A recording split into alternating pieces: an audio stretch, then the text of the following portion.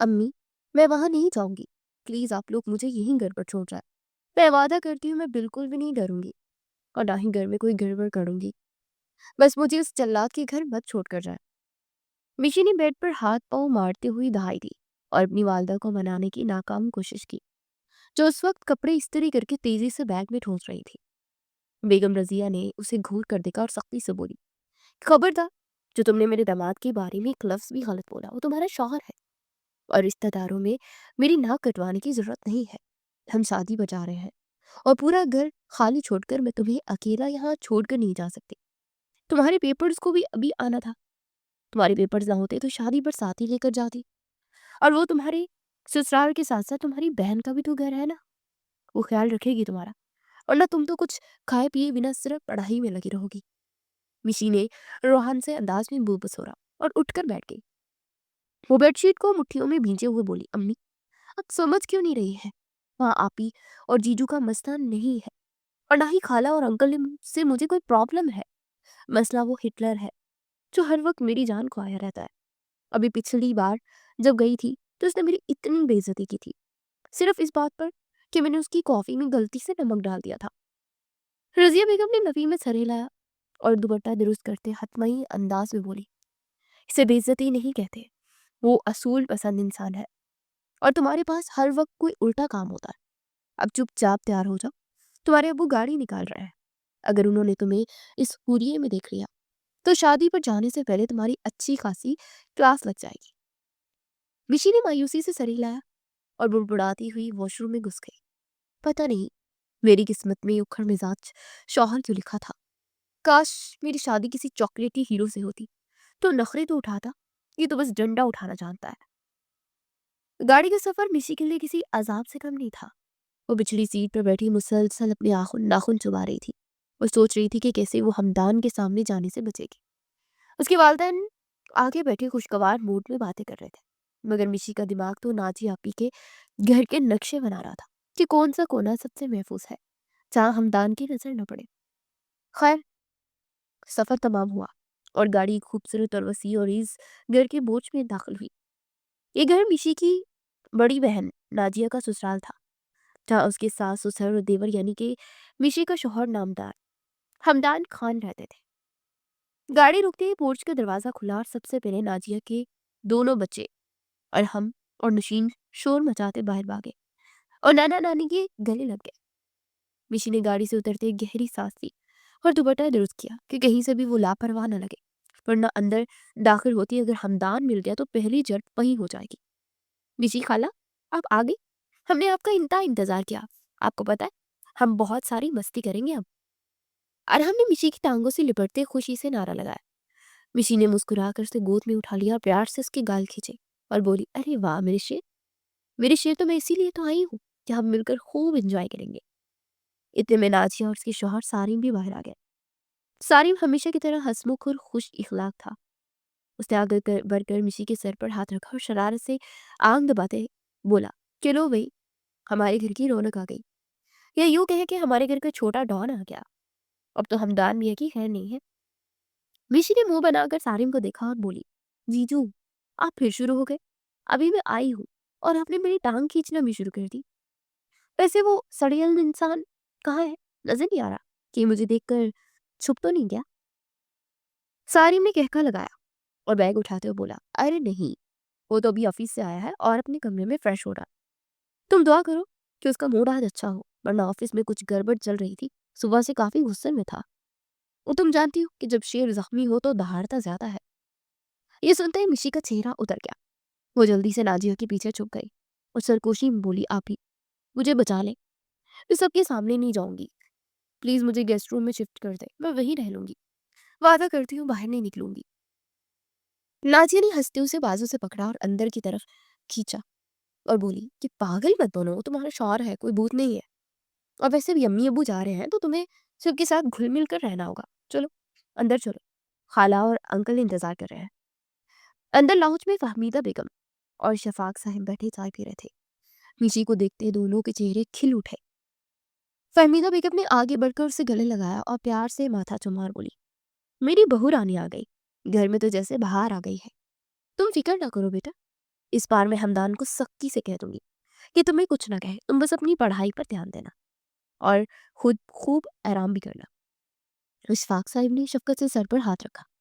मिशी ने भी चह कर कहा थी, आप ही तो मेरी फेवरेट है, वरना इस घर में कुछ लोग तो ऐसे हैं जिन्हें देख कर करेले भी मीठे लगने लगते हैं। सब हंस पड़े, मगर मिशी दिल ही दिल में कुड़ रही थी कि कितने मुख्तलिफ हैं ये दोनों माँ बेटे। कहाँ आंटी इतनी रिश्ता सिर्फ प्यार करने वाली, और कहाँ उनका वो हिटलर बेटा हमदान। शक्ल से तो हीरो लगता है, मगर मिजाज से किसी जेलर से कम नहीं। हमदान पहले दूसरे शहर में बिजनेस करता था, वो वहीं सेटल था, मगर फिर फहमीदा बेगम की जिद और बीमारी की वजह से वो अपना पार्टनरशिप खत्म करके चंद माह पहले ही यहाँ शिफ्ट हुआ था। और आते इसकी माँ ने झट से उसका निकाह मिशी से करवा दिया। हालांकि मिशी उससे पूरे 8 साल छोटी थी और अभी पढ़ रही थी। अभी सिर्फ निकाह हुआ था, रुखसती पढ़ाई मुकम्मल होने पर होनी थी। मगर हमदान का रवैया ऐसा था जैसे उसकी मनकूहा नहीं बल्कि कोई नापसंदीदा मेहमान हो। अभी वो बातें कर ही रहे थे कि सीढ़ियों पर भारी गद्दों की आहट आई। मिशी का दिल एक लम्हे को धड़का। वो गैर महसूस अंदाज में नाजिया की ओट में हो गई। हमदान सीढ़ियां उतर रहा था, गहरा नीला कलफ लगा सूट पहने, कलाई में महंगी घड़ी और आंखों में वही मखसूस संजीदगी। और बला का रूप लिए वो किसी शहजादे से कम नहीं लग रहा था। वो लाउंज में आया और बहुत अदब से मिशी के वालदेन के सामने सर झुकाया। अस्सलाम वालेकुम अंकल आंटी। वालेकुम अस्सलाम। खुश आमदीद, आप लोग कब पहुंचे? उसका लहजा इंतहाई मौदबाना था। इशफाक साहब ने खुश होकर जवाब दिया, वालेकुम सलाम, जीते रहो बेटा, बस अभी पहुंचे हैं। तुम सुना कैसा चल रहा है कामकाज? सुना है आजकल बहुत मसरूफ हो। हमदान ने सोफे पर बैठती संजीदगी से बोला, जी अंकल, बस काम का प्रेशर बहुत ज़्यादा है, कुछ गैर मुल्की क्लाइंट्स के साथ डील भी चल रही है, दुआ कीजिएगा। रजिया बेगम ने शफकत से कहा, अल्लाह बरकत डाले बेटा, बस अपनी सेहत का भी ख्याल रखा करो। दौरान गुफ्तगू उसकी नज़र मिशी पर पड़ी, जो नाजिया के पीछे छुप कर उसके कान उसे कर रखी उसे दिख रही थी। हमदान ने उसे कोई लिफ्ट नहीं करवाई, बस एक सर्द और स्पार्ट नजर डालकर नजर फेर ली, जिससे वहां कोई मौजूद ही ना हो। मिशी को उसकी इस अंदाज पर शदीद तक चढ़ी। हमदान ने घड़ी देखी और मुआजरत ख्वाहाना अंदाज में बोला, अंकल मुझे अभी जाना होगा, दरअसल रात को मेरी एक बहुत अहम ऑनलाइन मीटिंग है जिसकी प्रेजेंटेशन तैयार करनी है। मैं अभी तैयारी कर लूँ ताकि रात को सुकून से मीटिंग अटेंड कर सकूं। इशफाक साहब ने कहा, हाँ हाँ बेटा, तुम अपना काम करो, हम तो घर के ही बंदे हैं। हमदान साहब से इजाजत देकर दोबारा ऊपर चला गया। ऋषि ने सुख का सांस दे के चलो बला टली, कम अज कम सबके सामने कोई उसने तमाशा तो नहीं लगाया। कुछ देर बाद चाय पानी से फारिग होकर मिशी के वालिदैन उठ खड़े हुए। मिशी ने एक बार फिर अपनी अम्मी को तरसी हुई नजरों से देखा, मगर रसिया बेगम ने उसे आंखें दिखाकर खामोश करवा दिया। वालिदैन की जाती नाजिया ने मिशी का हाथ पकड़ा और उसे ऊपर वाले पोर्शन में ले आई, जहां उन सबके कमरे थे। मिशी का मूड थोड़ा खराब था, मगर बच्चों ने उसे घेर लिया। रात के खाने के बाद माहौल काफी खुशगवार हो गया, क्योंकि हमदान मीटिंग के लिए अपने कमरे में बंद हो गया था और बाकी सब टीवी लाउंज में जमा थे, जो हमदान के कमरे से थोड़े फासले पर था। सारिम भी ऑफिस का काम निपटाकर उनमें शामिल हो गया था। उसने लूडो निकाली तो मिशी की आंखें चमक उठी। तो फौरन पालती मार कर सोफे पर बैठ गई और आस्ती ने ऊपर चढ़ाते हुए बोली, जीजू आज तो आपकी हार पक्की है, पिछली बार भी मैंने आपको हराया था, याद है ना? सारिम ने हंसते हुए गोटी फेंकी और बोला, वो तो मैंने तुम्हें राय दी थी, वरना मुझसे जीतना इतना आसान नहीं है। चलो देखते हैं आज कौन किसे हराता है। खेल शुरू हुआ, शोर शराबा भी शुरू हो गया। मिशी जब भी छक्का लगाती, खुशी से ताली बजाती और जोर जोर से नारे लगाती। नाजिया बार बार से टोकती कि आहिस्ता बोलो, भाई की मीटिंग चल रही है, डिस्टर्ब होंगे। मगर मिशी कहाँ रुकने वाली थी। नहीं क्यों आहिस्ता बोलूं, ये मेरा भी घर है, और वैसे भी वो अपने साउंड प्रूफ कमरे में होंगे, उन्हें कुछ सुनाई नहीं देगा। अब बस गेम पर ध्यान दे। मिशी ने लापरवाही से कहा और दोबारा खेल में मगन हो गई। लूडो खत्म हुई तो मिशी की टीम जीत चुकी थी। उसे जीत की खुशी में मनाने के लिए टीवी का वॉल्यूम ऊंचा कर दिया, जिस पर कार्टून दी जंगल बक का मशहूर गाना चल रहा था। बस फिर क्या था, पूरा लाउंज अखाड़े का मंजर पेश कर रहा था। मिशी जोश में आकर सोफे के ऊपर चढ़ गई और वहां पर खड़े होकर डांस करने लगी। और हम और नौशीन बीज की देखा देखी सोफे पर कूदने लगे। मिशी ने सोफे का एक बड़ा सा कुशन उठाया और जोर से सारिम को दे मारा। सारिम ने बचने की कोशिश की तो कुशन सीधा नाजिया को जाकर लगा। बच्चों ने भी कुशन उठा लिए और एक दूसरे को मारने लगे। ऋषि की कहकों वाली आवाजें, टीवी का शोर मिलकर एक अजीब हंगामा बर्पा कर रहे थे। मैं हूं मूंगली, तुम सब हो मेरे दुश्मन शेर खान। ऋषि ने दुपट्टा कमर पर बांधा, सोफे की पोज से छलांग लगाकर दूसरे सोफे पर पहुंची। बच्चे खुशी से चीख रहे थे। नाजिया बार बार कह रही थी कि मिशी खुदा का खौफ करो, गिर जाओगी या कोई चीज टूट जाएगी। मगर मिशी पर तो जुनून सवार था। उसे अंदाजा ही नहीं था कि ये शोर ऊपर वाले कमरे में मौजूद उस शख्स की दिमाग की नसें फाड़ रहा है, जो पहले ही काम के दबाव का शिकार है। अचानक एक जोरदार धमाके से साइड वाला दरवाजा खुला और हमदान बाहर निकला। उसका चेहरा गुस्से से सुर्ख हो रहा था और आंखों में जैसे शोले लपक रहे थे। उसने एक नजर उस मछली मंडी को देखा जहां मिशी सोफे की पुश्त पर खड़ी थी, हाथ में कुशन लहराते हुए, और हम पर हमला ही करने वाली थी। क्या हो रहा है ये सब? हमदान की गर्जदार और रोबदार आवाज पूरे लाउंज में गूंजी। आवाज इतनी शदीद थी कि जैसे किसी ने बम फोड़ दिया हो। टीवी का रिमोट सारिम के हाथ से गिर गया। मिशी जो छलांग लगाने वाली थी वहीं बुत पल्ली, और तवाजुन बिगड़ने पर बामुश्किल खुद को गिरने से बचाया और वही सोफे पर दुबक गए। बच्चे तो आवाज सुनते ही नाजिया के पीछे छुप गए। सारिम और नाजिया भी खड़े हो गए, जबकि फहमीदा बेगम ने घबरा कर बेटे को देखा, जो कि गुस्से में बिछड़े शेर की तरह लग रहा था। लाउंज में फौरन खामोशी छा गई। सिर्फ टीवी की धीमी धीमी आवाज आ रही थी, जिसे सारिम ने जल्दी से बंद कर दिया। हमदन गुस्से से चलता चलता बीच में आ खड़ा हुआ। उसकी नजरें सब पर बारी बारी उठी, फिर मिशी पर टिक गई, जो सर झुकाए बैठी थी। ये घर है या कोई चिड़ियाघर? हमदान ने दांत पीसते हुए कहा। उसकी आंखों से शोले निकल रहे थे। मेरी मीटिंग चल रही है और आप लोगों का ये तमाशा खत्म होने का नाम ही नहीं ले रहा। कुछ तो ख्याल करें। इतना शोर कि छत सर पर उठा रखी है। फमीदा बेगम ने माहौल की कशीदगी देखी तो बेटे को ठंडा करने के लिए नरमी से बोली, हमदान बेटा, गुस्सा नहीं करो, बच्चे हैं, खेल रहे थे, पता नहीं चला है हमने। हमदान ने तप कर माँ को देखा और उंगली का रुख मिशी की तरफ किया, जो मजीर सुकड़ गई थी। बच्चे हैं? अम्मा, आप इसे बच्ची कह रही है? हमदान ने संजिया हंसी हंसी के साथ मिशी को सड़ता पैर देखा, जो उस वक्त बिखरे बालों और हुलिये के साथ वाकई ही कोई आफत ही लग रही थी। कि आपको कहाँ से बच्ची लगती है? 20 साल उम्र है इसकी।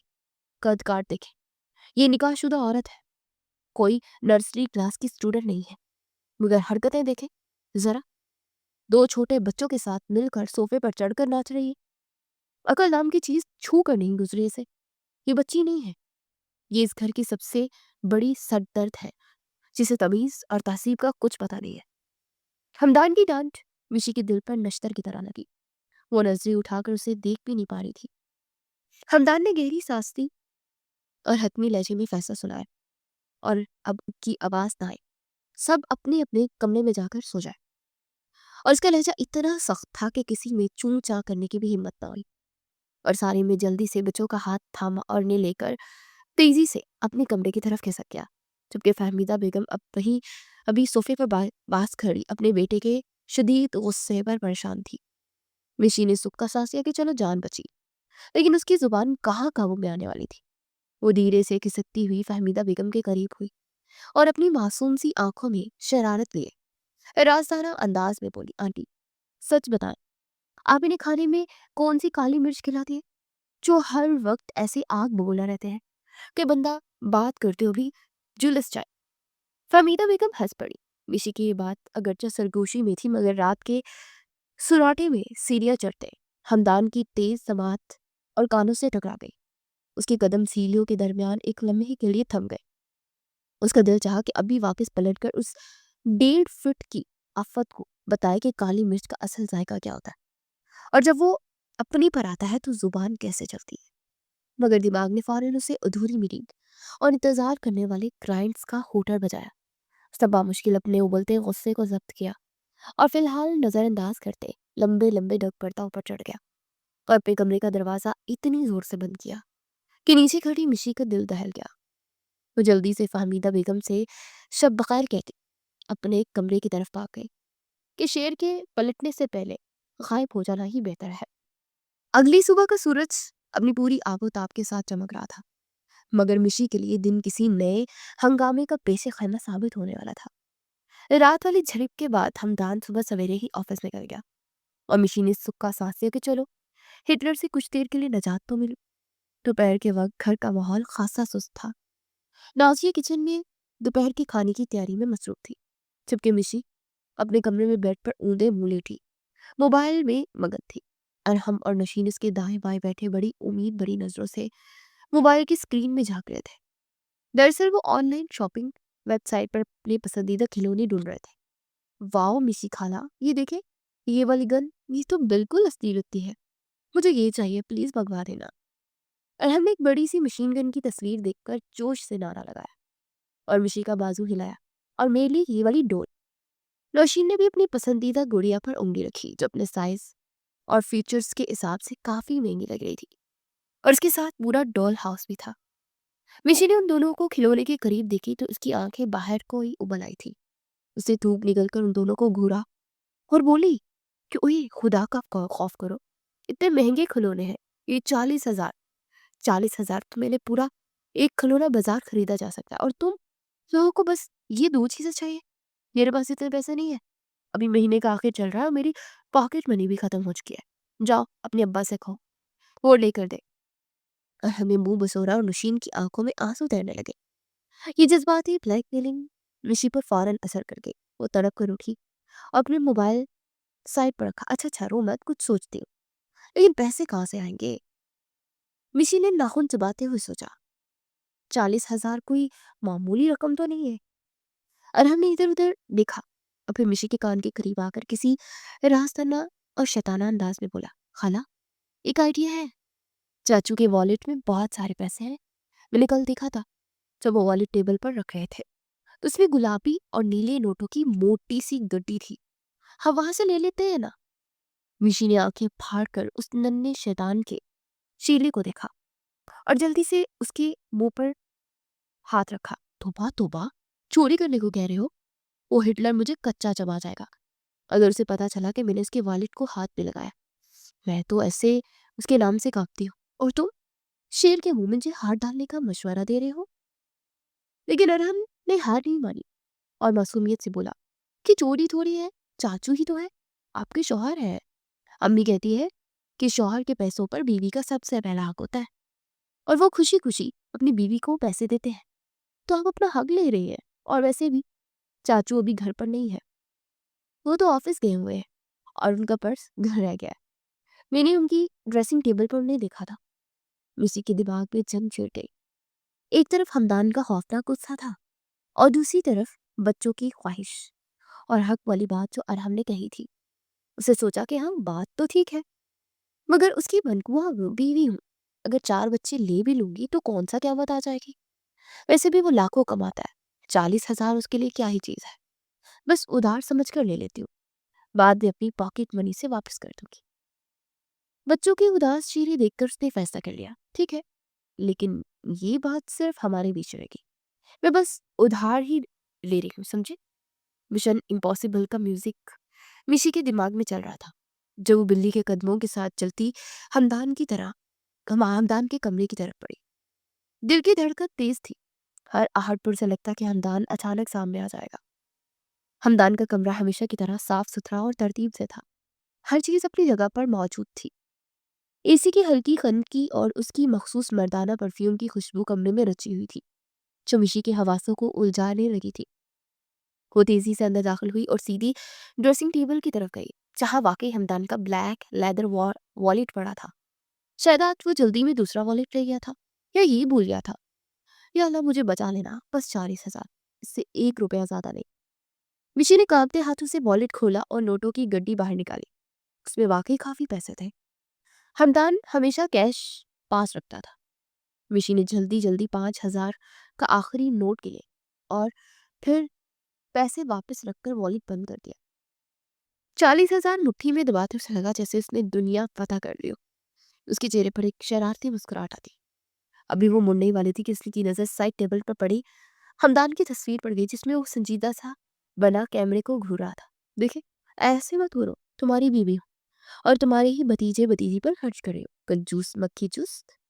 उसने तस्वीर को मुंह छुड़ाया और दबे पांव वहां से भागी और अपने कमरे में आकर ही दम लिया।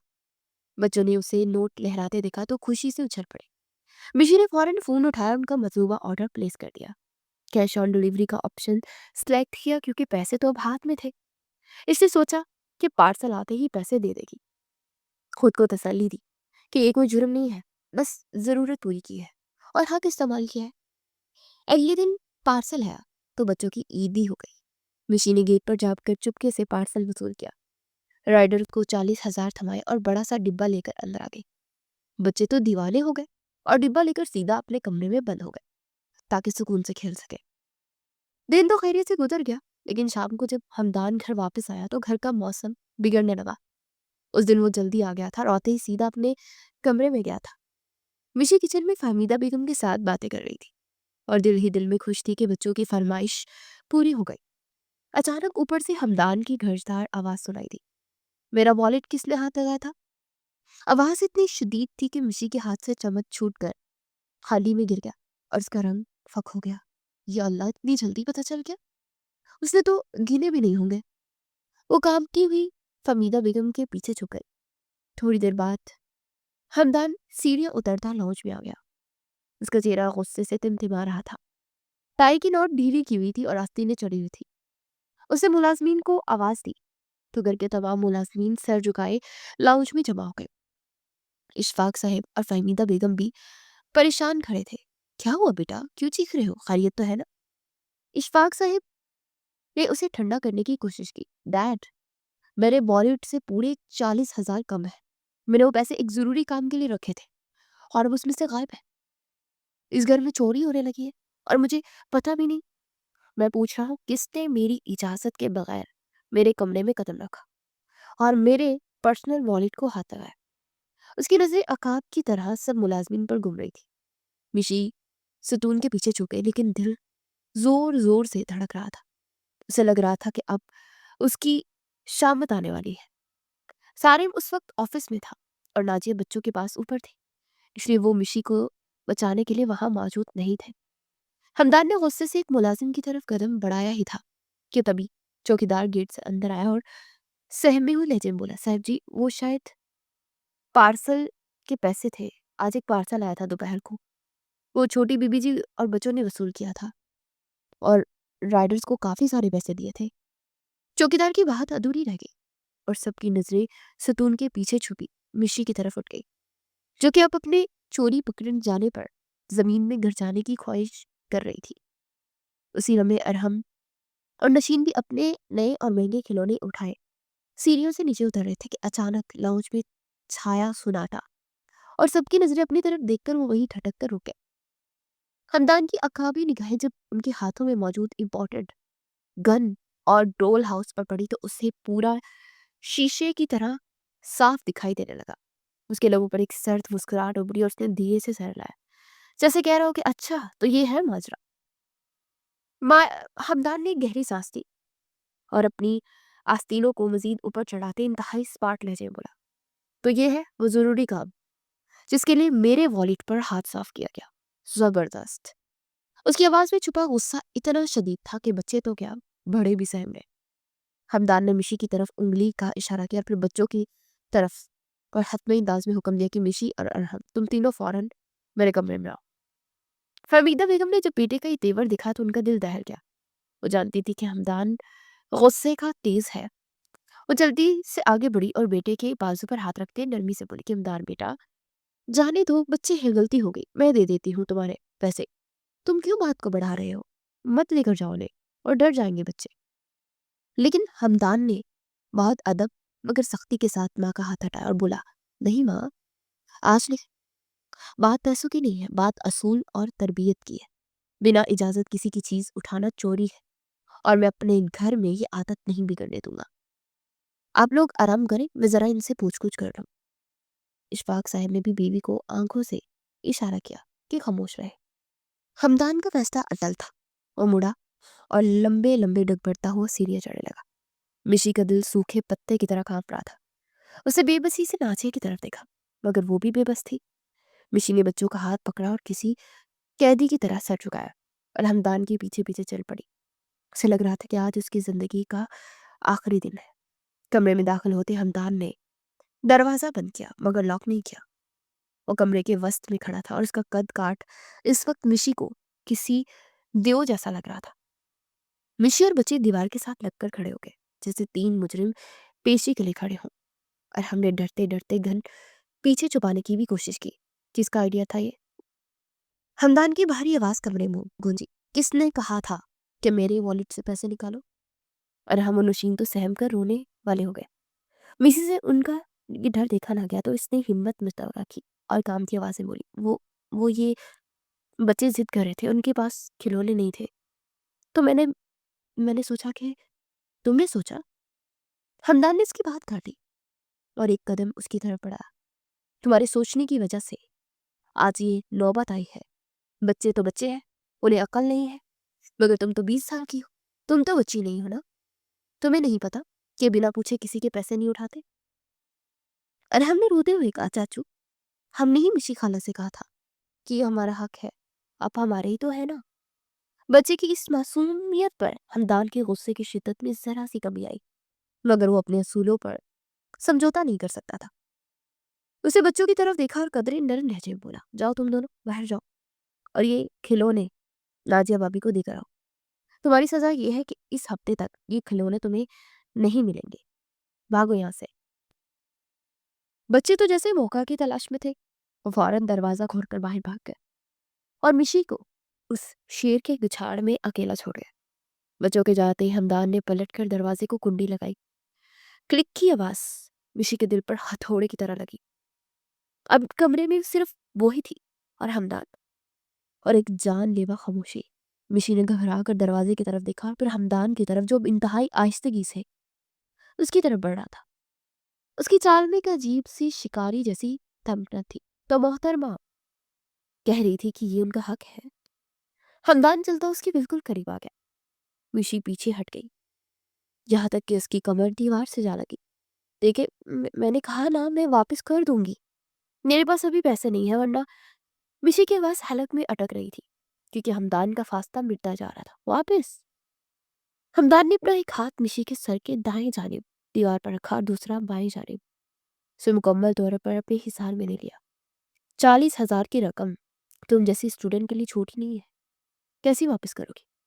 और मैं उधार पर यकीन नहीं करता। मुझे नकद वसूली पसंद है। उसका लहजा अब कौसीला नहीं था, बल्कि उसमें एक भारी और मदहोश कर सरगोशी थी, जिसने मिशी की हवास मुतैल कर दिए थे। मिशी ने अपने दोनों हाथ उसके सीने पर रखकर उसे रोकना चाहा, मगर उसके मजबूत सीने के आगे उसकी मज़ाहमत रेत की दीवार की तरह साबित हुई। छोड़े मुझे, कोई आ जाएगा। मिशी ने पसली झुका कर कहा। उसके दिल पसलियों से बाहर आने को बेताब था। हमदान ने उसके दोनों हाथ जो उसके सीने पर थे आहिस्ता आहिस्ता पकड़े और उन्हें मिशी के कमर के पीछे ले जाकर एक ही हाथ से उसकी दोनों कलाइयों को जकड़ लिया। अब मिशी बिल्कुल बेबस थी। उसका सीना हमदान के सीने के साथ लग गया था और चेहरा उसके बेरहमो करम पर था।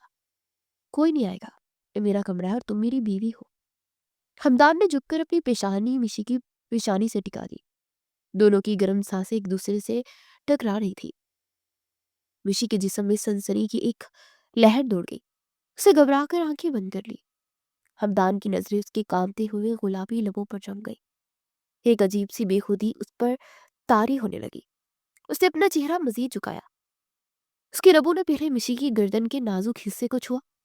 उस लम्स की शिद्दत इतनी थी कि मिशी के मुंह से एक दबी हुई सिसकी निकली। उस सिसकी ने जैसे जलती पर तेल का काम किया। हमदान ने सर उठाया और बिना किसी तवक्कुफ के मिशी के लबों पर अपने लब रख दिए। ये एक गैर इरादी मगर शदीद जज्बाती लम्हा था। मिशी का दिमाग सुन्न हो गया। वो चाहकर भी उसे धक्का न दे सकी, बल्कि उसके वजूद ने जैसे हमदान के आगे हथियार डाल दिया। कमरे में सिर्फ घड़ी की टक-टक और उन दोनों की तेज होती सांसों की आवाजें थी। हमदान ने उसकी कमर के पीछे बंधे हाथों को छोड़ा और अपना हाथ उसकी कमर के गिर्द लपेटकर उसे मजीद अपने साथ खींच लिया। मिशी ने आजाद होते उसके कंधे थाम लिया, जैसे वो गिर जाएगी। ये लम्स, ये गुर्बत, ये शिद्दत मिशी के लिए सब नया था। वो तो उसे हिटलर समझती थी, मगर ये शख्स तो आग का दरिया निकला। चंद तवील और मदहोश कन लम्हात के बाद जब सांसें उखड़ने लगी तो हमदान ने खुद को उसके जहर से आजाद किया और हाँफते हुए पीछे हटा। उसकी आंखों में अब गुस्सा नहीं, बल्कि एक अजीब सी वारफतगी और तस्खीर की चमक थी। ऋषि का चेहरा सुर्ख अनार हो चुका था और शर्म और घबराहट से वो दोहरी हो रही थी। उसने कांपते हाथों से अपना दुपट्टा दुरुस्त किया और बिना हमदान की तरफ देखे दरवाजे की तरफ टपकी। मिशी ने पलट कर नहीं देखा और दरवाजा खोलकर भागती हुई बाहर निकल गई। हमदान वही खड़ा अपनी उंगलियों से अपने लबों को छूने लगा। उसके चेहरे पर एक फातिहाना मुस्कुराहट थी। आज उसे अंदाजा हुआ कि छोटी सी आफत उसके दिल में कितनी गहरी उतर चुकी है। अगले 2 दिन मिशी के लिए किसी इम्तिहान से कम नहीं थे और हमदान के सामने जाने की हिम्मत ही नहीं कर पा रही थी। ऐसा लग रहा था जैसे उसके माथे पर लिखा हो कि कमरे में क्या हुआ था। वो बिल्ली चूहे का खेल खेल रही थी। जब हमदान लाउंज में होता तो किचन में छुप जाती और जब वो ऊपर आता तो मिशी नीचे भाग जाती। अगली सुबह नाश्ते की मेज पर सब मौजूद थे मगर मिशी गायब थी। हमदान ने ब्रेड पर मक्खन लगाते अचानक नाजिया से पूछा, भाभी वो आपकी छोटी बहन नजर नहीं आ रही, कहीं वो मेरे डर से भूख हड़ताल पर तो नहीं है? नाजिया ने हंसते हुए कहा, नहीं बस अभी उठकर आ ही रही होगी, उसे शर्मिंदा है ना कल वाली बात की। हमदान ने एक मुस्कुराहट दबाई और चाय का घूंट बढ़ा। इतने में मिशी नजरें झुकाए डरती डरती आई और चुपचाप कुर्सी पर बैठ गई। हमदान ने जानबूझकर उसकी तरफ सालन का डूंगा भराया और शरारत से बोला, ये ले, इसमें काली मिर्च बिल्कुल भी नहीं है, आप आराम से खा सकती है। मिशी को शदीद खांसी शुरू हो गई। उसे घूर कर हमदान को देखा जो बड़ी मासूमियत से उसे देख रहा था। मेज के नीचे हमदान के पाँव ने मिशी के पाँव को हल्का सा टच किया तो मिशी को करंट खा कर पीछे होती वो कुर्सी से गिरते गिरते बची। सबने हैरत से देखा तो मिशी ने जल्दी से बहाना बनाया कि वो पैर फिसल गया था, लेकिन वो जानती थी कि शरारत किसकी है। इस दौरान मिशी के वालिदैन शादी अटेंड करके वापस आ गए। घर में दोबारा रौनक लग गई मगर मिशी का दिल चाह रहा था कि फौरन अपने घर वापस चली जाए, क्योंकि हमदान की नजरें अब उसे कुछ ज्यादा ही खतरनाक लग रही थी।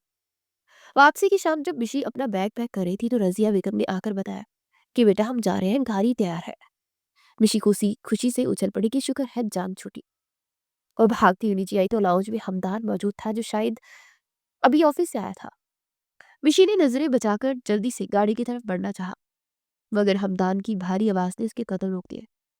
खुदाफिज तो कर लो, या भागने की इतनी जल्दी है, क्या दाब भी भूल गई हो? उसके रास्ते में आ खड़ा हुआ था। उसकी आंखों में वही शरारती चमक थी जो पिछले 2 दिन से मिशी को तंग कर रही थी। मिशी ने बमुश्किल सलाम किया और सर झुकाकर बोली, अल्लाह हाफिज। हमदान ने धीरे से सरगोशी की कि जाओ, पेपर अच्छे से देना और याद रखना उधार चुकता हो गया मगर सूद अभी बाकी है। मिशी का चेहरा एक बार फिर सुर्ख हो गया। वो तेजी से गाड़ी में जा बैठी। हमदान उसे जाते देखता रहा। उसके चेहरे पर एक गहरी मुस्कुराहट थी। अगले चंद दिन मिशी के लिए इंतहाई मसरूफ रहे। उसके फाइनल इम्तिहान चल रहे थे। वो दिन रात किताबों में मगन रहती, लेकिन इन किताबों के अल्फाज के दरमियान उसे बार बार हमदान का चेहरा, वो कमरे वाला मंजर याद आ जाता। वो खुद को झिड़कती और दोबारा पढ़ाई पर ध्यान देने की कोशिश करती। दूसरी तरफ हमदान का हाल भी कुछ मुख्तलिफ नहीं था। वो बिजनेसमैन था, हमेशा काम में मगन रहता था मगर अब फाइल्स पर नजर जमाते हुए से मिशी की नीली आंखें और कांपते लब याद आ जाते। वो जो पहले खामोश पसंद थी और वो उसे घर की खामोशी काटने को दौड़ती। उसे मिशी का वो शोर शराबा और हंगामे याद आते। उसे महसूस होने लगा कि उसकी जिंदगी में जिस रंग और शरारत की कमी थी वो सिर्फ मिशी ही पूरी कर सकती है। उसका दिल चाहता कि वो अभी गाड़ी निकाले और मिशी के घर जा पहुंचे और उससे खुलकर प्यार करे, वही प्यार जो उसने उस दिन कमरे में महसूस किया था। मगर वो खुद को रोक लेता कि बस कुछ अर्सा और फिर वो हमेशा के लिए मेरी हो जाएगी। आखिरकार वो दिन आ गया कि मिशी का आखिरी पेपर खत्म हुआ। वो खुशी से झूमती घर वापस आई। उसकी डिग्री मुकम्मल हो चुकी थी और वो आज़ाद परिंदे की तरह महसूस कर रही थी। लेकिन ये आज़ादी ज्यादा देर कायम नहीं रही। उसी शाम घर में मेहमानों की आमद हुई। मिशी ड्राइंग रूम में चाय लेकर गई तो वहाँ इशफाक साहब और फहमीदा बेगम को देखकर वो हैरान रह गई। हमदान भी वही सोफे पर बैठा था। उसे मिशी को देखते एक मायने खेस मुस्कुराहट उछाली। मिशी के वालिद ने उसे पास बिठा और बोले, बेटा तुम्हारी माशाल्लाह पढ़ाई मुकम्मल हो गई है। अब इशफाक भाई और भाभी चाहते हैं कि हम तुम्हारी रुखसती कर दें, और सच पूछो तो हम भी यही चाहते हैं। मिशी का दिल जोर से धड़का। उसने कनखियों से हमदान को देखा जो बड़े इत्मीनान से बिस्किट खा रहा था, जैसे उसे तो पहले से ही सब पता था। फहमीदा बेगम ने प्यार से मिशी का सर सहलाया और बोली, बेटा अब घर की रौनक तुम्हारे ही दम से है। मैं चाहती हूँ कि तुम जल्द अज जल्द अपना घर आ जाओ और यूं दोनों खानदानों की बाहमी रजामंदी से अगले ही हफ्ते की तारीख तय पा गई थी। रुखसती की तारीख तय होते ही घर में शादी की तैयारियां हंगामी बुनियादों पर शुरू हो गई। मिशी तो जैसे ख्वाब ख्वाब में थी। सब कुछ इतनी जल्दी हो रहा था कि उसे संभलने का मौका ही नहीं मिल रहा था। मेहंदी, माइयों, ढोलकी की तकरीबात का शोर था। मिशी के कजन्स और सहेलियों से छेड़ते नहीं थकते थे। हमदान भी तकरीबात में आता तो उसकी नजरें सिर्फ मिशी को ढूंढती, जो पीले जोड़े में मजीद निखर गई थी। एक तकरीब के दौरान जब सब हल्ला गुल्ला कर रहे थे, हमदान मौका पाकर मिशी के करीब आया और चुपके से बोला, तैयार रहना, वो जो सूद बाकी था ना, वो मैंने सूद समेत वसूल करना है। मिशी ने घबरा कर उसे देखा तो आग दबाकर वहां से हट गया। मिशी का दिल कर रहा था कि वो कहीं छुप जाए। ये हिटलर तो अब वाकई खतरनाक होता जा रहा था। उसकी आंखों में वो तपिश थी जो मिशी के वजूद को पिघला रही थी। मेहंदी की रात थी और पूरा घर रोशनियों से जगमगा रहा था। डोल की थाप पर लड़कियां लुटियां डाल रही थी। फिजा में मेहंदी और मोतिया की खुशबू रची हुई थी। मिशी सब्ज और पीले रंग के इम्तजाज वाले लहंगे में किसी परी की तरह लग रही थी। उसके हाथों में गहरी मेहंदी लगी थी जिसमें छुपकर उसने एच लिखवाया था और अपनी सहेलियों के जुर्मट में बैठी थी कि अचानक वहां हमदान की एंट्री हुई। हालांकि मेहंदी में लड़कियों की तरह लड़कों का आना मना था, मगर वो हिटलर था, उसे कौन रोक सकता था। हमदान ने क्रीम कलर का कुर्ता शलवार और ऊपर विस्कॉट पहन रखा था। वो इंतहाई वजीहा लग रहा था। उसकी नजरें सीधी मिशी पर गई। मिशी ने घबरा कर नजरें झुका ली, मगर दिल ही दिल में उसकी तारीफ किए बिना न रह सकी। हमदान मौका पाकर उसके करीब आया।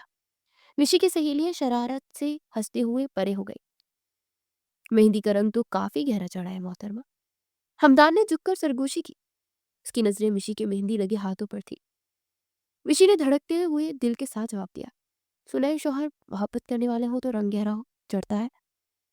हमदान ने अबरूज खाया और मायने खिज लहजे में बोला, मोहब्बत का तो पता नहीं, अलबत्ता शौहर वसूली करने वाला तो है, तो रंग क्या, बंदा भी निखर जाता है। क्या रहना, अब भागने का कोई रास्ता नहीं है। हमदान ने मिशी के कान में सरगोशी की। मिशी का चेहरा शर्म से सुर्ख हो गया। हमदान एक दिलकशी मुस्कुराहट उछाल कर वहां से चला गया, मगर मिशी के दिल में मीठी मीठी हलचल मचा गया। अगले 2 दिन मिशी ने हवाओं में उड़ते हुए गुजारे। शादी के रसूमात, कजन के छेड़छाड़ ने उसे होश न लेने दिया। आखिरकार वो दिन आन पहुंचा जिसका सबको इंतजार था, यानी बारात का दिन। मिशी सुर्ख अरूसी जोड़े में मलबूस बाहरी गोल्डन ज्वेलरी और नफीस मेकअप के साथ आईने के सामने बैठी खुद को पहचान ही नहीं पा रही थी। वो आज वाकई किसी शहजादी से कम नहीं लग रही थी। उसकी आंखों में काजल की गहराई और लबों पर लगी गहरी सुर्ख लिपस्टिक उसे मजीद कातिल बना रही थी। बाहर बैंड बाजे का शोर गूंजा तो सब लड़कियां छत की तरफ भागी। बारात आ गई थी। हमदान स्याह शेरवानी और कुल्ला पहने, गले में सुर्ख रुमाल डाले, हाथों में महंगी घड़ी सजाए जब गाड़ी से उतरा तो देखने वाले देखते रह गए। उसका कदावर वजूद और चेहरे पर मौजूद संजीदा मगर पुरकशिश मुस्कुराहट ने सबको मबहूत कर दिया। नाजिया ने आगे बढ़कर अपने देवर का इस्तकबाल किया और दूध पिलाई की रस्म में खूब हल्ला गुल्ला हुआ। हमदान ने बड़ी फ्राखदिली से सालियों को मुंह मांगे पैसे दिए, जिस पर हाल तालियों से गूंज उठा। निकाह तो पहले ही हो चुका था, इसलिए सिर्फ रुखसती का मरहला बाकी था। जब मिशी को हॉल में लाया गया तो हमदान की नजरें उस पर जम गई। वो धीमी चाल चलती हुई स्टेज की तरफ आ रही थी और हमदान को लगा कि वक्त थम गया। मिशी ने नजरें उठाकर एक पल के लिए हमदान को दिखा। उसकी सी आंखों में स्ताइश और मोहब्बत का ऐसा समंदर था कि मिशी को अपनी पलकें झुकानी पड़ी। हमदान ने आगे बढ़कर उसके हाथ को थामा और उसे स्टेज पर अपने साथ बिठाया। आज तुम वाकई मिसेस हमदान खान लग रही है, उसने मिशी के कान में कहा तो मिशी ने मुस्कुराकर उसे देखा। खाने के बाद रुखसती का वक्त हुआ तो फिजा सोगवार हुई। मिशी अपने बाप के गले लगकर पूट पूट कर रोई। इशफाक साहब और रजिया बेगम की आंखें भी नम थी कि वो लम्हा होता है जब बेटी को पराया होते देख वालिदैन का दिल भर आता है। हमदान ने आगे बढ़कर मिशी का हाथ थामा और इसे और इसका लम्स महसूस किया और तसल्ली दी। उसने इशफाक साहब से कहा कि अंकल आप फिक्र न करें, ये मेरी जिम्मेदारी है और मैं इसे कभी शिकायत का मौका नहीं दूंगा। मिशी को गाड़ी में बिठाया गया। हमदान ड्राइविंग सीट पर बैठा और गाड़ी फूलों से सजी हुई सड़क पर रवां दवा हुई। गाड़ी में खामोशी थी। मिशी अब भी सिसकियां ले रही थी। हमदान ने डिशबोर्ड से टिश्यू बॉक्स उठाया और उसकी तरफ बढ़ाया। बस कर दो मेरी जान, कितना रहोगी? सारा मेकअप खराब हो जाएगा और फिर मैं डर जाऊंगा कि ये मेरी बीवी है या कोई भूत। हमदान ने माहौल को हल्का करने के लिए मजाक किया। मिशी ने टिश्यू लेते उसे घूर कर देखा और फीकी आवाज में बोली, आपको बस मजाक ही सोचता है। मैं अपना घर छोड़कर आई हूँ और आप। हमदान ने गाड़ी की रफ्तार धीमी की और अपना बायां हाथ बढ़ाकर मिशी का हाथ थाम लिया। उसकी उंगलियों ने मिशाल की उंगलियों में पूरे फंसाए और नरमी से बोला, जानता हूँ घर छोड़ना आसान नहीं होता मिशी, लेकिन मैं वादा करता हूँ तुम्हें मेरा घर भी कभी पराया नहीं लगेगा। मैं कोशिश करूंगा कि तुम्हें वो सब खुशियां दूं जिसकी तुम हकदार हो। लेकिन हाँ, काली मिर्च का थाना अब नहीं सुनूंगा, वरना सजा बहुत सख्त होगी। उसकी बात पर मिशी के लबों पर आंसू के दरमियान हल्की सी मुस्कुराहट आ गई। गाड़ी ससुराल पहुंची तो वहां भी धूमधाम से इस्तकबाल हुआ। सदका उतारा गया, कुरान के साय में मिशी को अंदर लाया गया। रस्में खत्म हुई, मेहमान रुखसत हुए तो रात काफी बीत चुकी थी। नाजिया मिशी को लेकर हमदान के कमरे की तरफ पड़ी, जो सूरत गुलाबों और मोतिया की लड़ियों से सजा हुआ था। कमरे में एक मशहूर कन खुशबू रची हुई थी जो जज्बात को मोहित दे रही थी। नाजिया ने मिशी को बेड पर बिठाया, प्यार से माथा चूम कर बोली, खुश रहो मेरी बहन। हमदान बाहर से सख्त जरूर लगता है मगर दिल का बहुत नरम है। उसे समझने की कोशिश करना और देखो, ज्यादा तंग मत करना बेचारे को। नाजिया के जाने के बाद मिशी अकेली कमरे में बैठी उंगलियां मरोड़ने लगी। उसका दिल हलक में अटका हुआ था। उसे हमदान का सूद वसूल करने वाला जुमला, वो पहली कमरे वाली मुलाकात बार बार याद आ रही थी। थोड़ी देर बाद दरवाजा खुला और हमदान अंदर दाखिल हुआ। उसे शेरवानी उतार दी थी और वो स्याह कुर्ता शलवार में मलबूस था। मिशी को सांस अटक गया। हमदान ने दरवाजा बंद किया और मुड़कर मिशी को देखा जो सिमटी हुई घूंघट निकाले बैठी थी। उसके लोगों पर एक शरारती मुस्कुराहट आई। वो आहिस्ता आहिस्ता चलता बैठ के करीब आया और मिशी के सामने बैठ गया। अस्सलाम वालेकुम बेगम साहिबा। हमदान ने नरमी से कहा और मिशी के हाथ को अपने हाथ में लिया। उसका अंगूठा नरमी से मिशी की मेहंदी लगे हथेली को सहला रहा था, जिससे मिशी के पूरे वजूद में सनसनी सी फैल गई।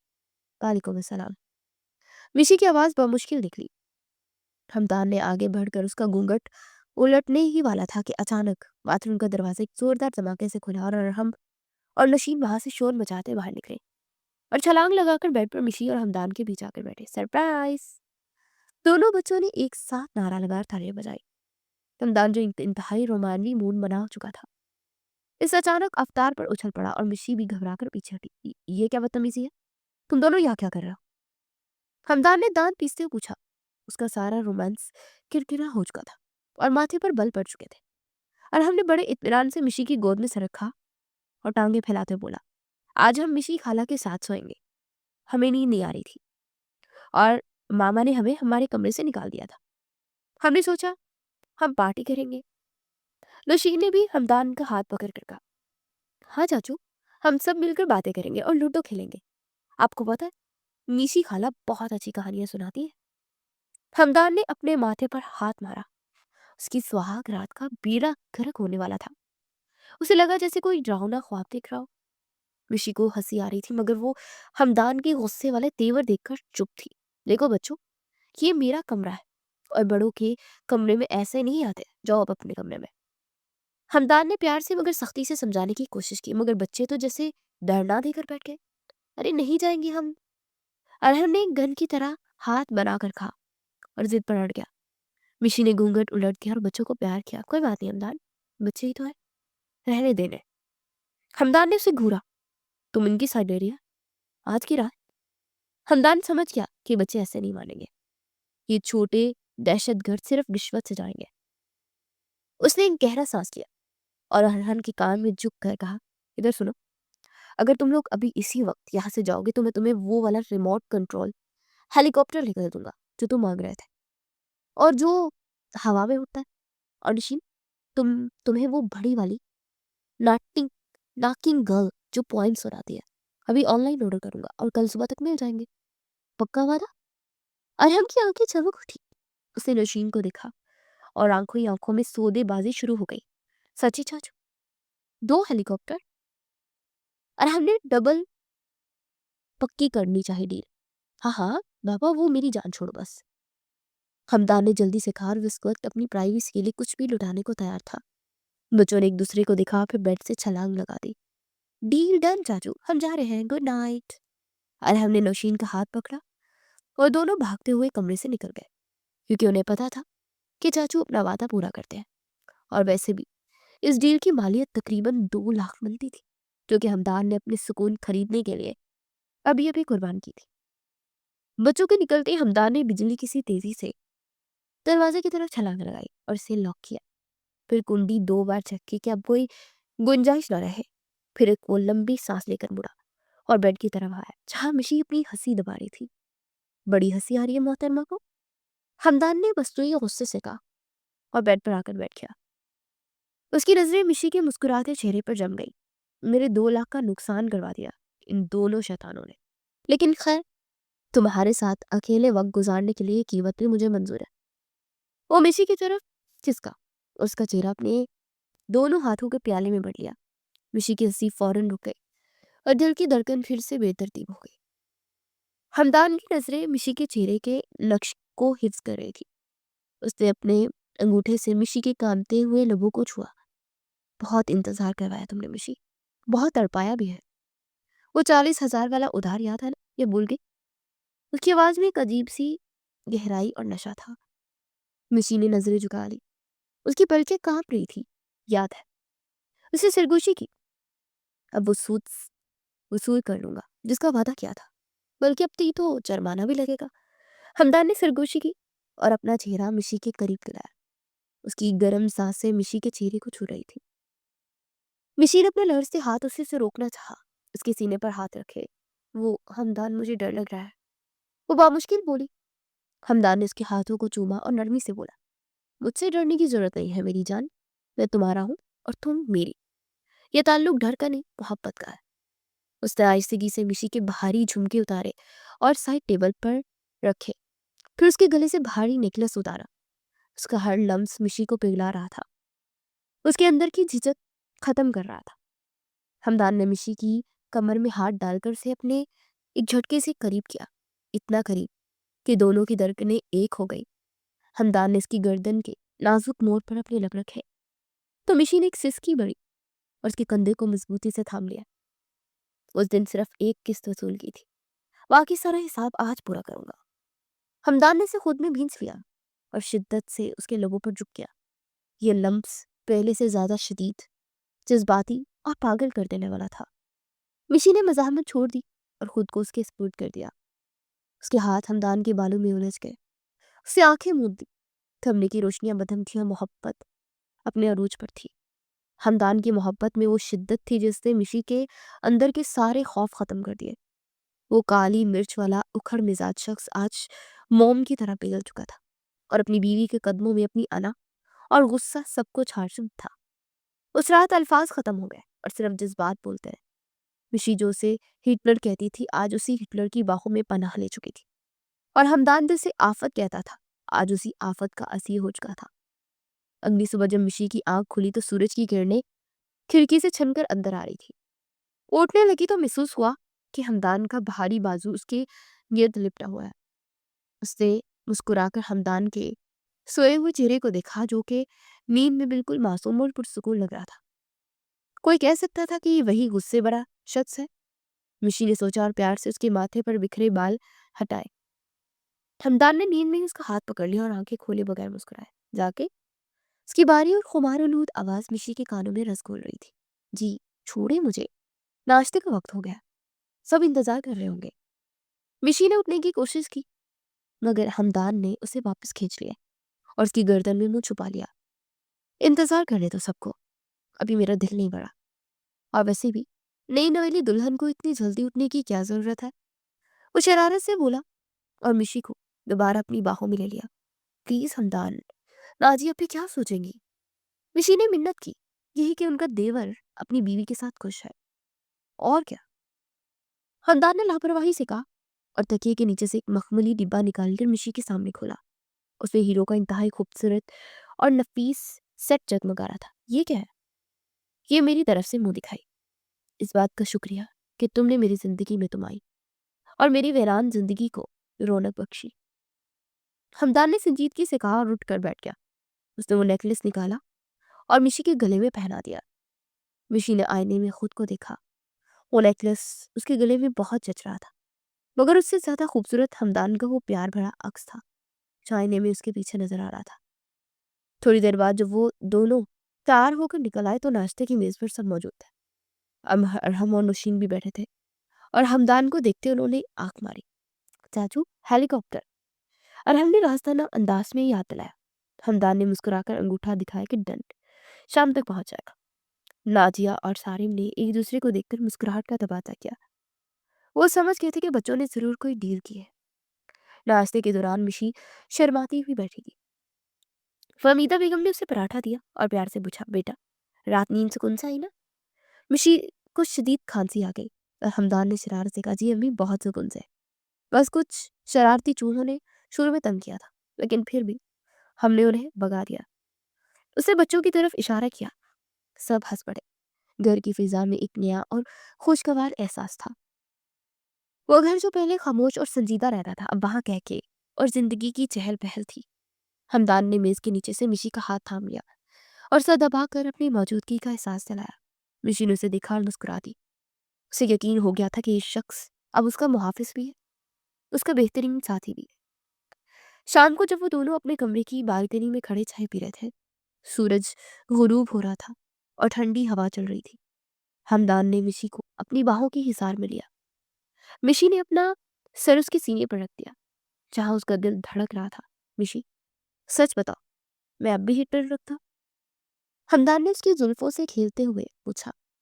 मिशी ने मुस्कुराकर ऊपर देखा और उसकी आंखों में झांक कर बोली, नहीं, अब आप हिटलर नहीं, मेरे सजन हैं। हमदान मुस्कुराया और उसके माथे पर बूसा दिया, और मैं हमेशा तुम्हारा सजन रहूंगा। सजन में तेरी, तू मेरी। ये मोहब्बत की कहानी जो एक वॉलेट की चोरी से शुरू हुई थी, एक खूबसूरत और लाजवाल मोहब्बत पर तमाम हुई, जहां काली मिर्च भी मीठी हो गई और एक शौक चंचल लड़की ने एक संजीदा शख्स को जीना सिखा दिया। दोनों ने एक दूसरे का हाथ थामा और आने वाली जिंदगी के खूबसूरत सफर की तरफ देखा, जहां अब सिर्फ मोहब्बत, शरारत और सुकून था।